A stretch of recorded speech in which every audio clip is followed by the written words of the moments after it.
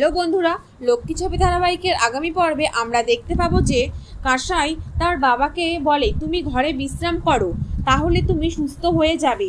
রনিত মনে মনে বলে যাও জ্যাঠা বাবা যাও, আজ প্রাণ ভরে বিশ্রাম নাও, আজ রাতের ওষুধের অ্যাকশনে শুরু হবে। কাঁসাই ও চুন্নি বলে কিরে ঝাঁপি, এরপরও তুই বলবি দাদাভাই তোকে ভালোবাসে না? ঝাঁপি বলে কাঁসাইদি তুমি আর মিথ্যে আশা আমাকে দিও না। ইনকার ফোনে একজন ফোন করেছে। ইনকা বলে আবার কি যে বলে কে জানে।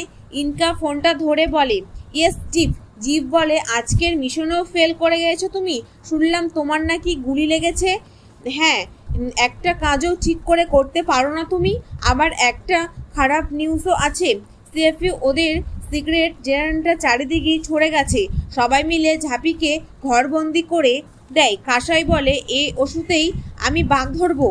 কাঁসাই ও চুন্নি অজয়কে ডেকে তাদের প্ল্যানে যুক্ত করে। অজয় বউকে মানে বিথিকেও ঘরে আটকে দেয়। সবাই মিলে উজ্জয়িনী ম্যাডামকে অজ্ঞান করে একটা ঘরে চেয়ারে বেঁধে তার প্রশ্ন করছে যে দাদা ভাইয়ের সঙ্গে কি সম্পর্ক তোমার, বলো। কিছুতেই উজ্জয়িনী ম্যাডাম বলে না।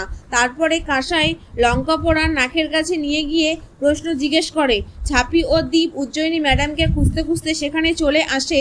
দেখতে পায় দীপ বলে এসব কি করছিস তোরা?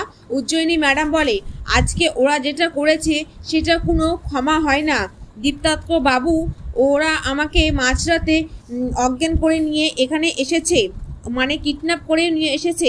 তারপরে উজ্জয়িনী ম্যাডাম বলে তোমরা সত্যিটা জানতে চাও তো আমার আর দীপ্তাত্ম বাবুর মধ্যে কি সম্পর্ক? আমি আজকে সব সত্যি কথা বলে দিচ্ছি, আমার আর দীপ্তাত্ম বাবুর মধ্যে কোনো সম্পর্ক নেই। জানতে হলে অবশ্যই আমার চ্যানেলটিকে সাবস্ক্রাইব করুন।